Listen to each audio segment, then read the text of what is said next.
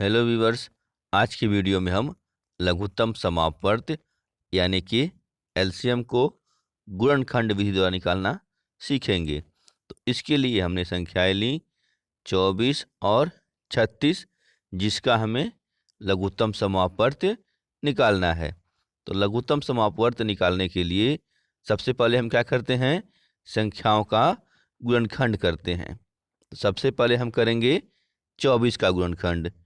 तो 24 का गुणनखंड करने के लिए हम क्या करेंगे, 24 को छोटी से छोटी संख्या से काटना शुरू करेंगे।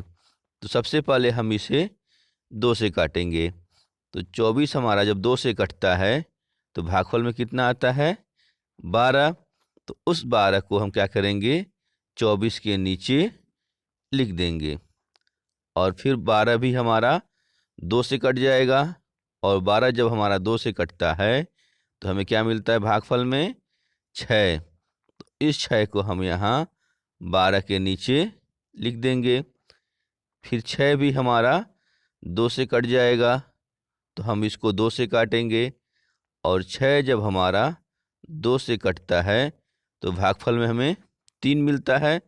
तो इस 3 को हम यहाँ नीचे लिख देंगे। अब ये जो 3 है हमारा, वह 3 से ही कटेगा, तो इसलिए इसको हम 3 से काट लेते हैं। और जब यह 3 से कटेगा तो भागफल में 1 आएगा। तो भागफल के 1 को हम यहाँ नीचे लिख लेते हैं। इस प्रकार हम 24 का गुणनखंड जब करते हैं तो तब तक हम भाग देते हैं कि जब तक कि 1 न आ जाए। उस यही प्रक्रिया हम जो है 36 के साथ भी अपनाएंगे। तो अब हम करेंगे 36 का गुणनखंड। तो 36 भी हमारा 2 से कट जाएगा। और जब 2 से कटता है 36 तो हमें भागफल में क्या मिलता है, 18। तो 18 को हम क्या करेंगे, 36 के नीचे लिख देंगे। और फिर ये हमारा 18 भी 2 से कट जाएगा, तो हम इसको 2 से काटेंगे। और 18 को जब हम 2 से काटते हैं तो भागफल में हमें कितना मिलता है, 9। तो भागफल को 9 को हम यहाँ नीचे लिख देंगे। फिर 9 हमारा अब 2 से नहीं कटेगा, अब ये कटेगा हमारा 3 से। तो 3 से काटेंगे तो यहाँ हम 3 लिख देंगे। और जब हम 9 में 3 से भाग देते हैं तो हमें भागफल में क्या मिलता है, 3। तो इस 3 को अब यहाँ नीचे हम लिख देंगे।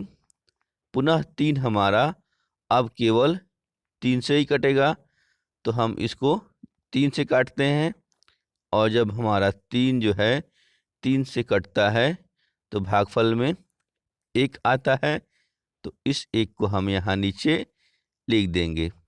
इस प्रकार हमने 36 का जब गुणनखंड किया तो यहाँ भी हमारा 1 आ गया। तो अब हम यहीं पे इसको रोक देंगे। तो इस प्रकार हमने जो 24 का गुणनखंड किया तो कितना आया, 2। तो इस 2 को हम यहाँ लिख देंगे। फिर गुणा का चिन्ह देंगे। फिर इस 2 को हम यहाँ उतार देंगे। फिर गुणा का चिन्ह देंगे। फिर जो हमारा ये तीसरा 2 था, इसको यहाँ हम लिख देंगे। फिर गुणा का चिन्ह देंगे। और अंत में जो हमारा ये 3 था, इसको यहाँ हम उतार देंगे। इसी प्रकार जब हमने 36 का गुणनखंड किया तो हमें क्या मिला था, 2। तो इस 2 को हम यहाँ लिख देंगे। फिर गुणा का चिन्ह देंगे।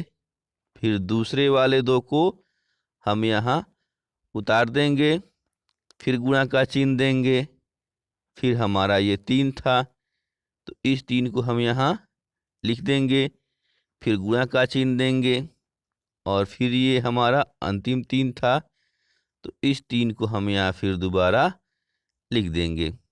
तो इस प्रकार ये हो गए 24 और 36 के गुणनखंड।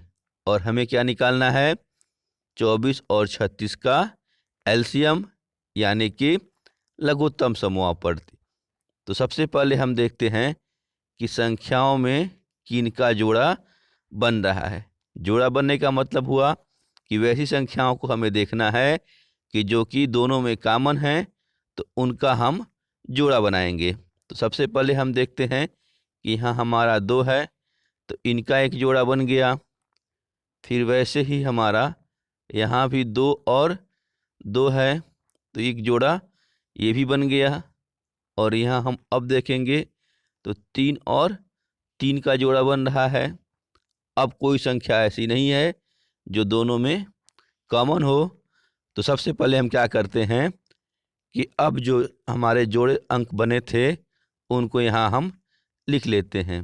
तो सबसे पहले हमारा ये जोड़े का 2 था तो इस 2 को हम यहाँ लिख लेंगे। ध्यान दीजिएगा कि हमें केवल एक ही संख्या को उतारनी है। तो हमने इस जोड़े के 2 के बदले नीचे यहाँ 2 लिख लिया। फिर गुणा का हम चिन्ह देंगे। इसके बाद जो हमारा दूसरा जोड़े की जो संख्या थी वह थी 2 तो अब हम यहाँ क्या लिखेंगे 2। फिर गुणा का चिन्ह देंगे और हमारा फिर जोड़े की संख्या थी 3 तो इस 3 को अब हम यहाँ लिख देंगे। इस प्रकार अब हमने तीनों जोड़ों की संख्याओं को यहाँ उतार लिया।